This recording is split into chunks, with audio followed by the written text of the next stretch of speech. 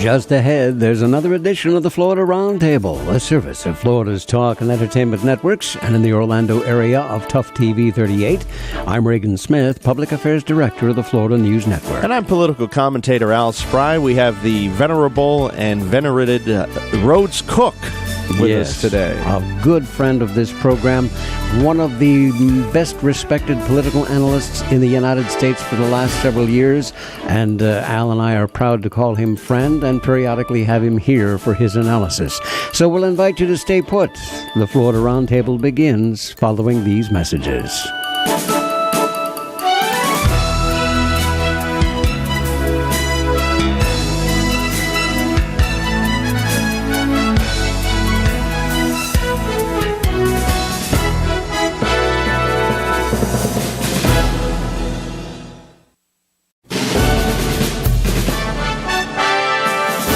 This is the Florida Roundtable, a service of Florida's talk and entertainment networks.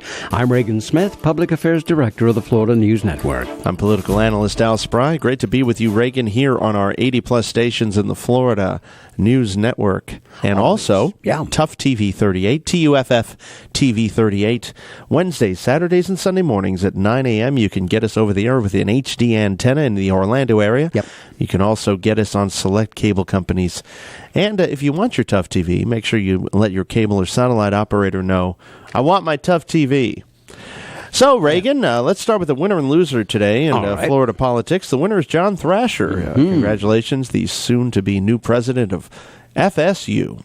Why did I get the feeling? You know, was it about a month ago, 6 weeks ago or so, there was a big uproar and hue and cry on the campus in Tallahassee there, that there hadn't been enough candidates interviewed. At that point, it appeared that John Thrasher was the odds-on favorite and going to be the man. And they said, no, we haven't interviewed enough people and we got to drag in more names. And so we pushed everything back about 6 weeks, and guess what? John Thrasher got it anyway. Exactly, and of course the moral of this is never bet against the Capitol's golden rule, and I'm talking about the capital of Florida, never bet against a Tallahassee insider. The loser of the week, Reagan, the Florida Education Association, the FEA, took a little time for a circuit judge to toss out the statewide teachers union lawsuit challenging Florida's voucher programs. So that's done. Also, we have Rick Scott has sent a mailer out. Election officials calling it incorrect and inaccurate. Two Tampa Bay election of supervisors criticized as inaccurate and incorrect a mailer by Governor Rick Scott's campaign committee that tells voters their absentee ballots should have arrived by now.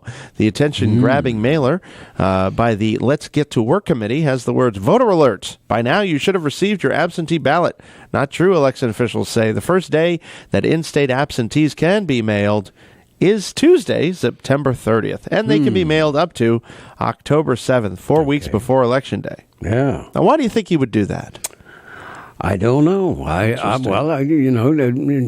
Generate interest, I guess. They figure maybe they know they've got the time, and so let's push them to get it moving here, you know? Maybe. Republicans do tend to file many more absentee ballots than the Democrats do, and I'm sure that that's part of the deal. They know that. Scott leads Chris by 4 points, according to a Florida Chamber poll. I'm hearing 3 or 4 points on all these polls, aren't you, Reagan? Yes, I am. Pretty much. Libertarian Adrian Wiley, who we had on the show, who's the only person that wanted to come on our show in this election season. It's not that we're keeping the other candidates from coming on. They don't want respond. to. Well, Scott did, but he wanted us to submit all our questions to in him. advance. Yeah, right. And then what did you hear from Charlie Crist's campaign? Nothing. You're just crickets, right? Yeah, we're crickets. You think that having John Morgan on talking about the medical marijuana initiative would have at least greased the wheels on that? But Reagan, over all the years of all the times that Charlie has been a guest on this program, he ought to know by now that he did not have to be afraid of us. No, we ask hard questions, but we're fair. Maybe Charlie's afraid of his own shadow right now. No entrapment. You know, this is not confrontational. But also, Pam Bondi we've had on the show previously, but she's not coming on. Yeah. So it's kind of interesting. Right now we have Pam Bondi versus George Sheldon. Bondi is 48% to Sheldon's 31. She's pretty much a lock on that right now. Jeff Atwater for CFO versus William Rankin. We've had Jeff on. Yep. Atwater leads 43 to Rankin's 27%. That's pretty much a lock.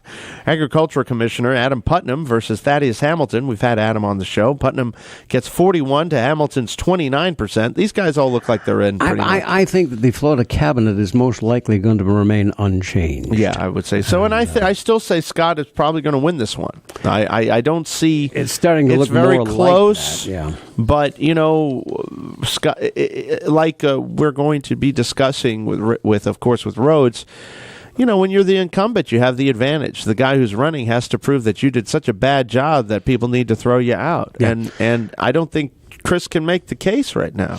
And the Democrats being the party in power nationally, the party that is out of power traditionally does a little bit better in these off-year elections. So, we want to remind you that this is the Florida Roundtable, the service of Florida's Talk and Entertainment Networks and of Tuff TV in Orlando. I'm Reagan Smith. I'm Al Spry. We will be joined by national analyst Rhodes Cook as the conversation continues.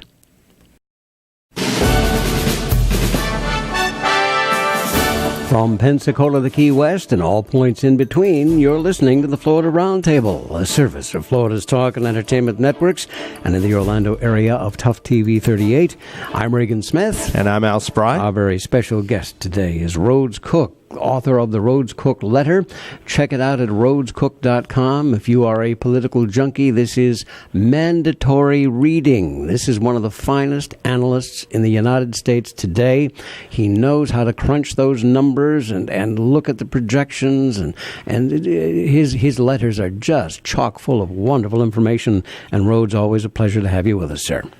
Thank you so much, Rick. For people that like to think, it's a great newsletter. So, Rhodes, I want to throw this kind of idea I've had because we were just talking about the abyss and the gridlock and the obstructionism and on both parties. This is not just one party or another. It seems to be happening on both sides.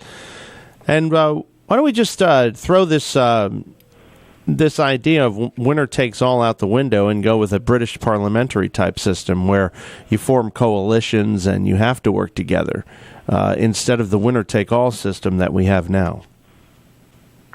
Okay, I think we might need to expand that a little bit, Al, for me.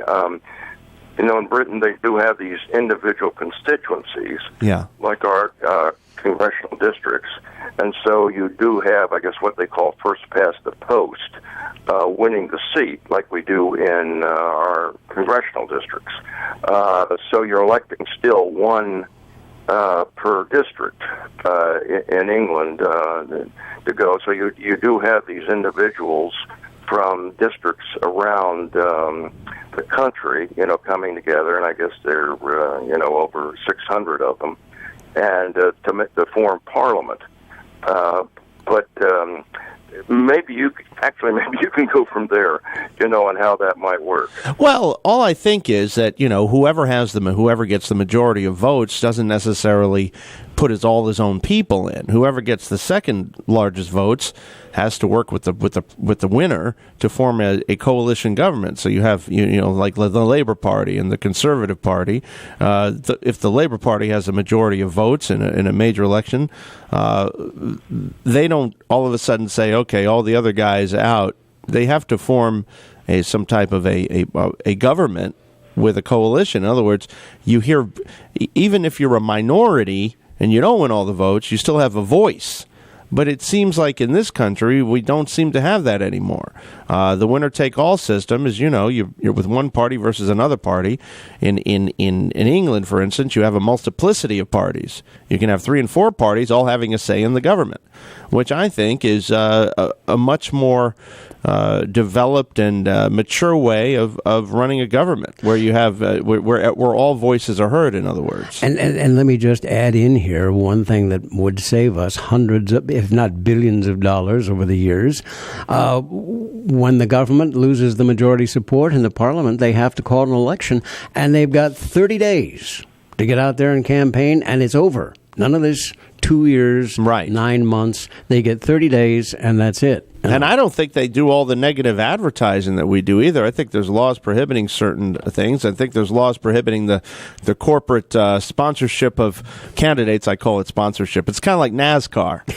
I think that every candidate and every politician should wear little patches for each company that they're being supported by. Instead of a little flag on their lapel like you always see, you might see a Monsanto sticker or something from Apple or that, ExxonMobil. Okay. Well, let me beat a hasty retreat here.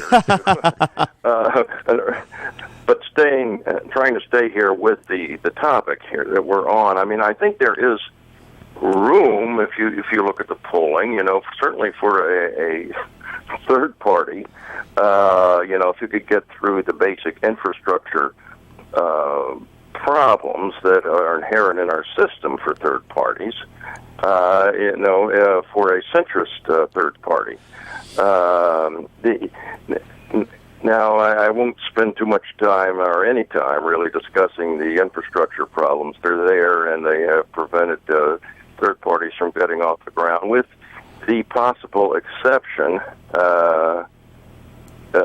first of all, the Republican Party itself back before the Civil War and those fractious times, and second, as Reagan alluded to early in the show, Teddy Roosevelt and his Progressive Party. He had a pretty full structure, a pretty full ticket that he ran in 1912.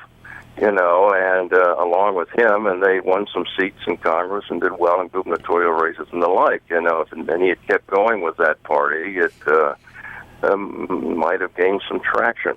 But anyway, I mean, we had, there has been the model of kind of that coalition Congress, not so long ago in our American history, when you had something called the Conservative Coalition in Congress. You had these, the Democrats, by the numbers, had these large majorities in Congress, but a lot of it was made up of conservative Southern Democrats who would caucus, or not caucus, would often vote with the Republicans on a number of issues, and they became known as the Conservative Coalition. And so that there was across the aisle there. In turn, there were moderate Republicans who would go over and vote with the Democrats. So it created that kind of a blending, which Al was talking about there. Unfortunately, the politics now have become so ideologically pure that the parties have sorted themselves out in a way that we don't have. They say, all of the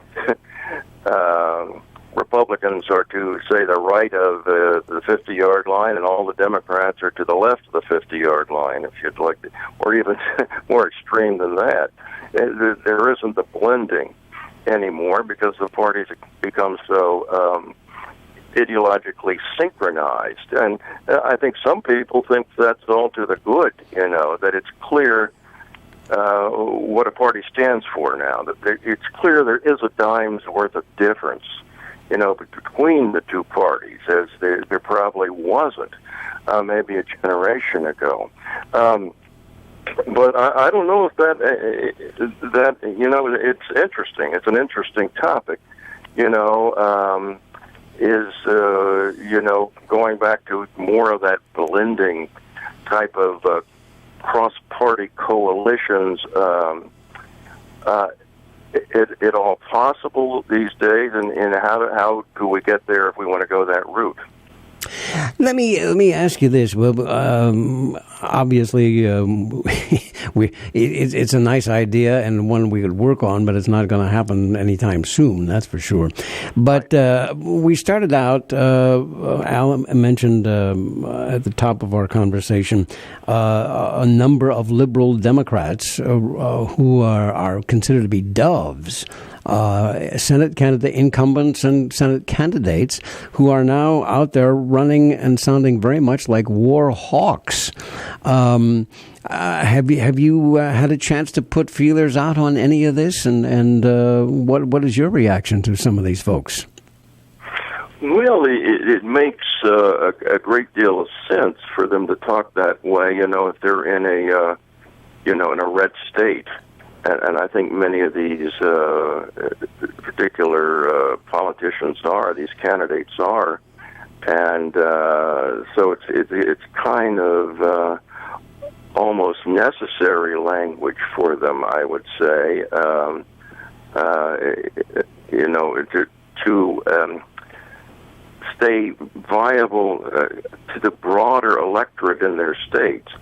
There is the question, I think, though, that this seems to be an issue that could be more of a problem for Democratic candidates with their base, and not that their base would go over and vote for the Republican candidates in November, but that some of them who are more dovish might decide just to stay home or not vote in the, say, the Senate race in their state because of this. But by and large, I think there's more mileage for these candidates, in the red states to be taking that type of more hawkish tone.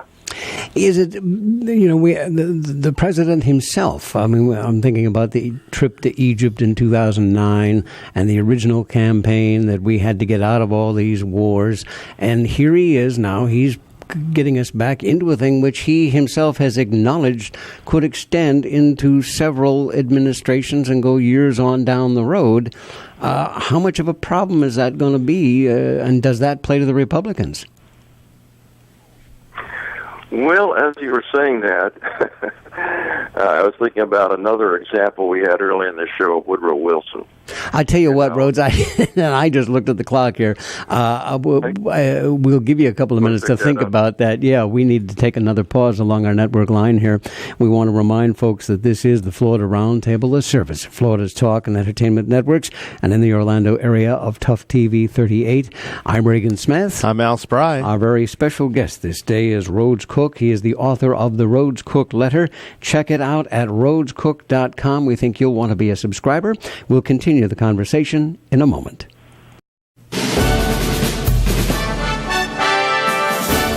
We are back. You're listening to the Florida Roundtable, a service of Florida's Talk and Entertainment Networks. I'm Reagan Smith. And I'm Al Spry. And, of course, let us not forget, we're also a service of Tuff TV 38 in the Orlando area. Al, at this point of the program, as promised, we are joined by a gentleman who has been a good friend of ours for, a number of years now. Gentleman you've heard on the program many times, one of the finest political analysts anywhere in the United States today, and that is our good friend Rhodes Cook. And Rhodes, welcome back to the Florida Roundtable. Thank you very much. It's great to be with both of you. Well, here we are, a month out from an election. We've got lots of governorships up. The Congress is up. The many Senate seats are up. My ire is up. I know that. Rhodes, let me tell you, you are so lucky that you are not here in Florida, where we are being inundated by millions and millions of dollars worth of negative television advertising. Oh, my goodness. These guys just beating each other. We can come back to that. Let's talk about something more pleasant first. In general, we're a month out. Look around. Give us a little survey, your gut feelings, kind of an overall view of what you see coming down the road here, and then we'll go back and get into some various things with you. Okay. I guess starting maybe globally and working from there, midterm elections used to be very strong for the out party, whichever party that was. But I think in recent elections, it's not only just the out party, it's the Republican Party, which has benefited in midterm election years, mainly because it tends to be their voters which turn out in greater numbers than the constituencies which make up the Democratic electorate. I think when you look at the basic levels of government that are up this year, you'd have to say that the only one where the Democrats have much chance of making headway is in the governorships. And there, the Republicans are defending more seats than the Democrats. The U.S. Senate, which we will get back to, I'm sure, and probably spend most of the time on. The Republicans are going to gain a number of seats. It's a question whether they will gain the net of 6, which would give them control of the Senate in 2015. They got the House. I mean, it's that I think is out of play. If you just look at history, that alone makes it seem impossible for the Democrats. No presidential party has gained more than 10 seats in a midterm election. They need 17.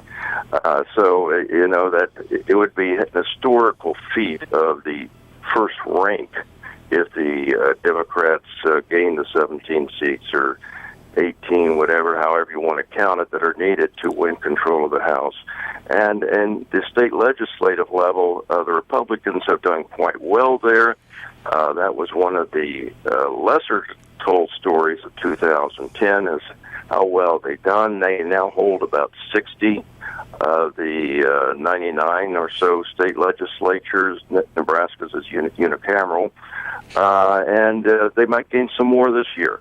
So it's actually, the ball is in the Democrats' court this year. They're basically playing defense at most levels. And though to their advantage at this point, I don't think it really looks like a wave election like 2010. That would be a bit surprising at this point since the Democrats lost so much in 2010. There's not that much easy fruit for the Republicans to pick off. In lieu of what you just stated, would you say that the following statement rings true? Obstructionism works. Well, obstructionism. And what I mean by that is the Republicans have obstructed everything that Obama has pretty much tried to put forth with the intent of being obstructive, not having anything pass, and then saying, look, the president isn't doing anything. And people going, yeah, you're right, let's elect more Republicans. Well, you could say that. You could say that, though, historically it is a case of the out party, the out party being the Republicans this year, generally making hay in midterm elections, regardless of the circumstances. It has to be a very unusual set of circumstances for the president's party to do well in a midterm election year. They did it in 1934, which is, the beginning of the New Deal, and the Republicans were on their knees. And then they've had years where the presidential party has gained a few seats in the House, like they did in 2002. Well, what I'm saying, what I'm trying to, right? Yeah, it is generally noted as you have to starting point is the out party is going to do well. Sure, but that aside, let's just take that aside at the moment. Let's just say that just from looking at the last 6 years or so. Do you think that this is the new blueprint, that it's permanent gridlock in Washington? There's no more bipartisanship anymore. There's no more working together. That's out the window, and the new political reality is obstruct. So when the Democrats are in and there's a Republican government, a Republican president, you'll see the same exact thing, but just with the R&D reversed. Yes. In a word, yes. It's going to take something extraordinary to break us out of that pattern. It just seems like we're going further and further down into that type of abyss. And what happens then? I mean, what happens with that type of situation, in your opinion? When you call it an abyss, that doesn't sound promising. So, no, it isn't. It isn't promising.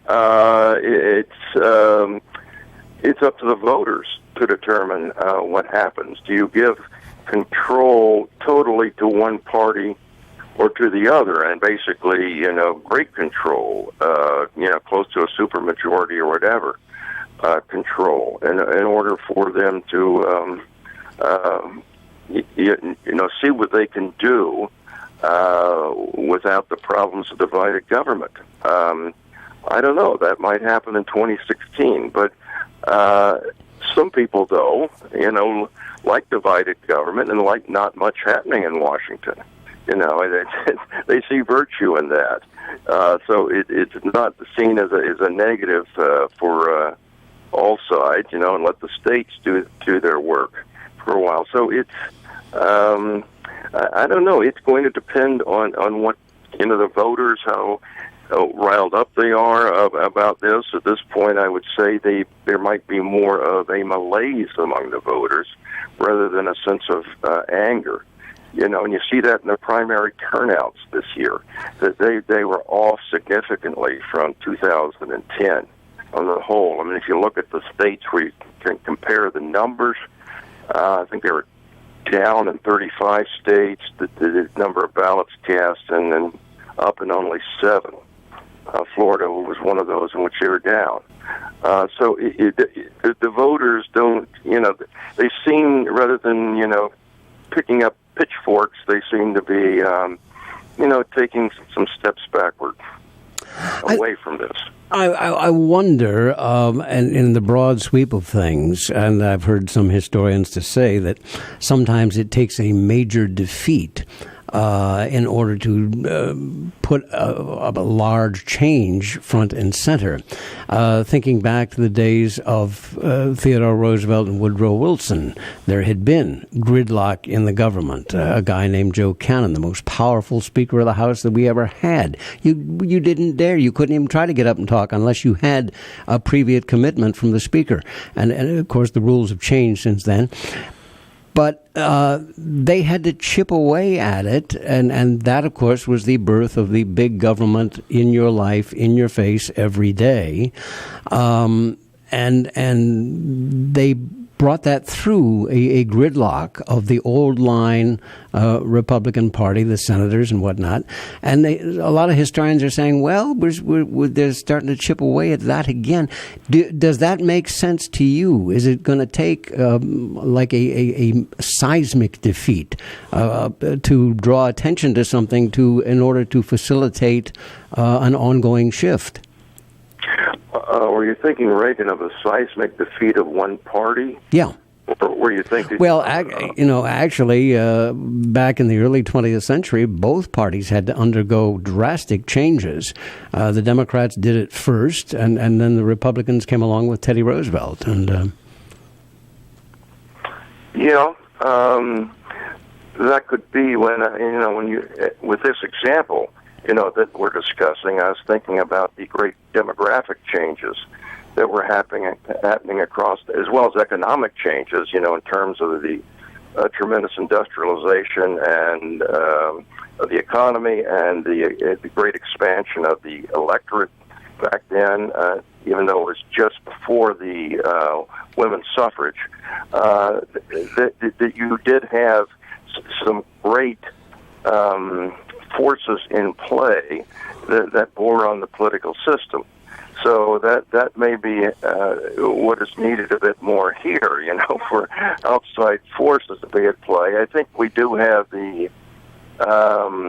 demographic changes, though, that they're happening a bit more incrementally, now in the electorate. You see a change of maybe 2 or 3 points in the Hispanic vote, say, every 4 years or something like that. But there's not the wave of new Americans like you had with the Irish and the Italians and other European immigrants coming in the late 19th, early 20th century. So I don't know if we have the significant outside forces, in place yet that could be put to bear on the political system, to bring that great change that we're talking about. Rhodes, before we go to our first break here, I want to take a few seconds here because one of the nice things about being associated with you, of course, is that you have the Rhodes Cook letter, and we want to invite folks to go to rhodescook.com. Still 10 times a year? Well, actually, it's 6 times a year. Oh, It's on a bi-monthly basis, and so that gets me alternate months 6 times. And your current issue has a lead story of? Well, it's about the Republican Party Champions of the Grassroots, which is based on a look at the just completed primaries. Aha. All right. Well, we'll talk more about that as we go along, but we must pause along our network line here and remind folks that they are listening to the Florida Roundtable, the service of Florida's talk and entertainment networks in the Orlando area of Tuff TV 38. I'm Reagan Smith. And I'm Al Spry. Our very special guest is political analyst Rhodes Cook. Check it out at rhodescook.com. We'll continue in a moment.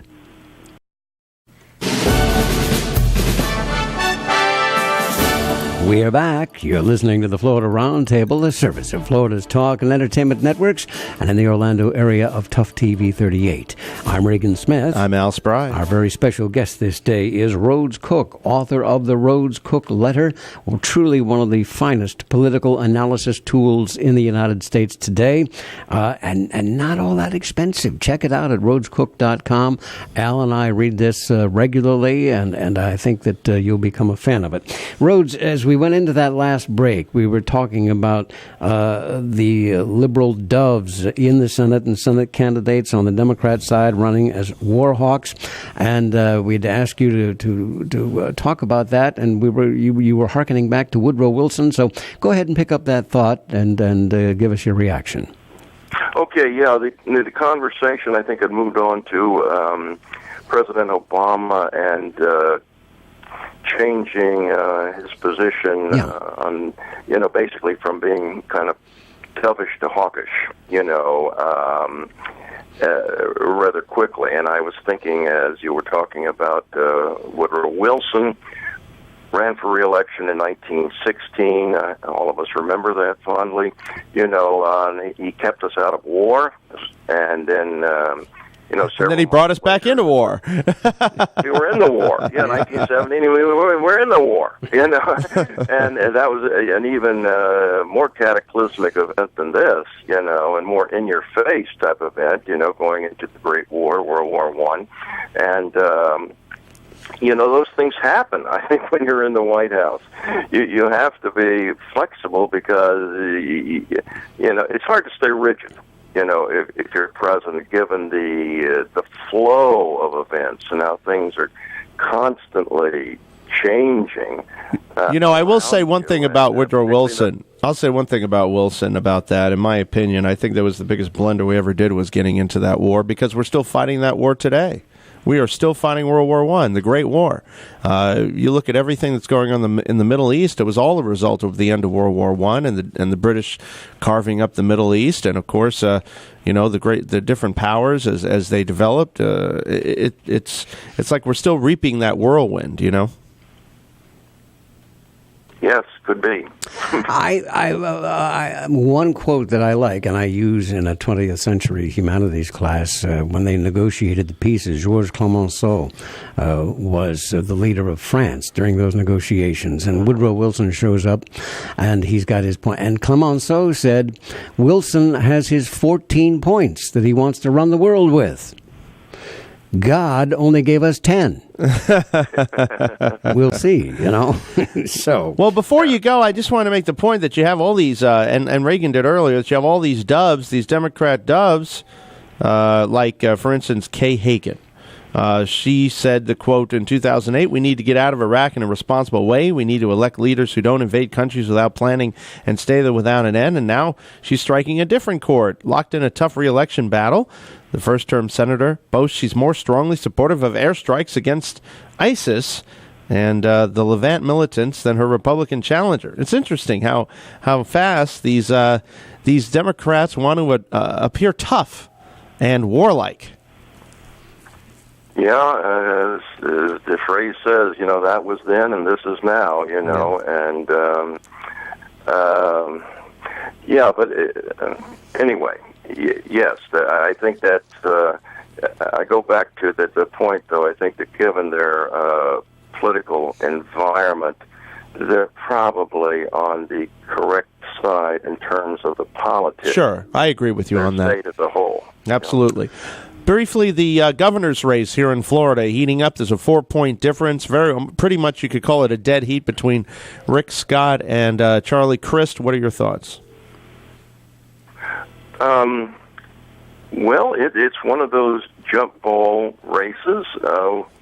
One of the I will be interested as much as any race on election night in what goes on in Florida. It's I guess at this point I wouldn't bet against Scott.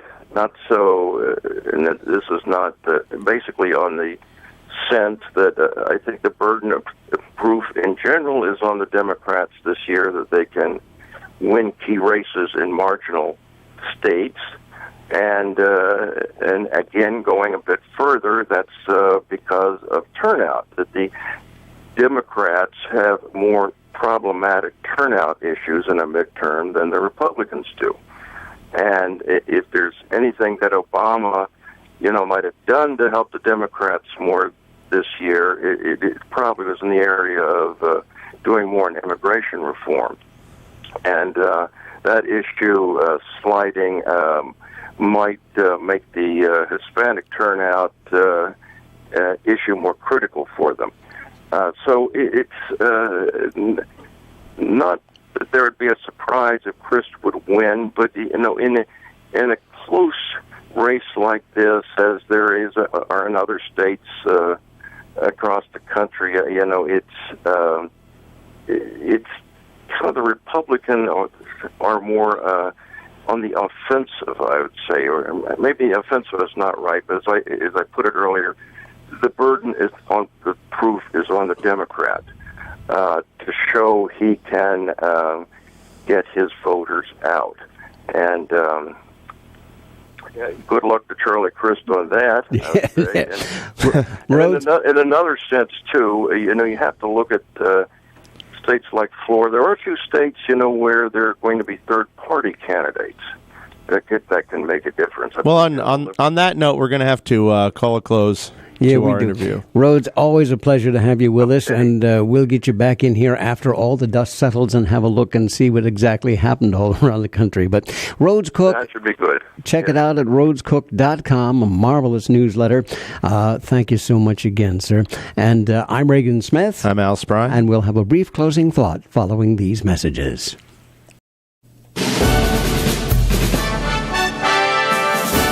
This is the Florida Roundtable, a service of Florida's Talk and Entertainment Networks in the Orlando area of Tuff TV 38. I'm Reagan Smith. I'm Al Spry. Always a pleasure to have Rhodes Cook with us, a true gentleman of the old school, and I think you can understand why he is regarded as one of the finest national political analysts we've had all around the country here in the last several years. I think I've never heard Rhodes so upset over that one part of the conversation where he talked about the abyss of nonpartisanship of this gridlock. He doesn't like the gridlock. You can tell Rhodes hates the gridlock, and I join him in that. I just don't think. With you. I think that government needs to be functional because this is all we got. And once that becomes dysfunctional, guess what, folks? The game's pretty much over because then the big money comes in and that's it, which has happened already. Yeah. We're in dire straits. I don't want anyone to think that we're not, and kid themselves that we're not in dire straits right now. As far as our representative government that was founded here some 240 years, some odd years ago. Yeah, the papers aren't screaming it in 3-inch high black headlines, but I'll tell you what, if you sit down and study this thing, you'll see that what Al is saying has a great deal of truth in it. That's for sure. So. Changing things up a little bit, VP Joe Biden to join Charlie Crist in South Florida on October 13th, making him the latest national Democrat to join the gubernatorial candidate on the campaign trail. I'd be careful about that. I don't know. We had Bill already campaigning with Charlie. Well, I mean, Joe Biden has been known for open mouth, and you know where I'm going. Well, I often say that careful. I often say that you put, and I think, when we had Roger Stone on last week, you put in a less than stellar person in at VP to make sure the president stays in power and doesn't get impeached or assassinated. You always say, "Well, we got Obama," but What if we had Joe Biden?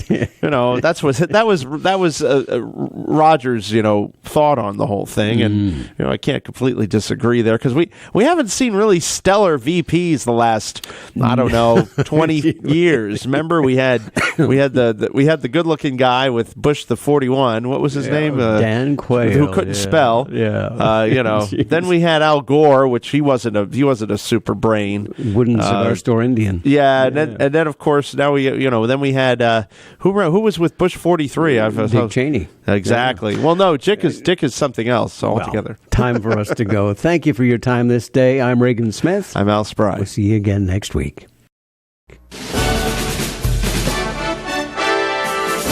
You've been listening to Florida Roundtable, a weekly look at issues and problems of concern to Floridians from a state, national, and international perspective. Presented by the Florida News Network with your hosts, Reagan Smith and Al Spry. The views and opinions expressed during the preceding program are solely those of the participants and not necessarily those of this station's ownership, management, or sponsors of FNN. Your views and opinions are welcome. Address your card or letter to Florida Roundtable in care of Reagan Smith, 2500 Maitland Center Parkway, Suite 407, Maitland, Florida, 32751.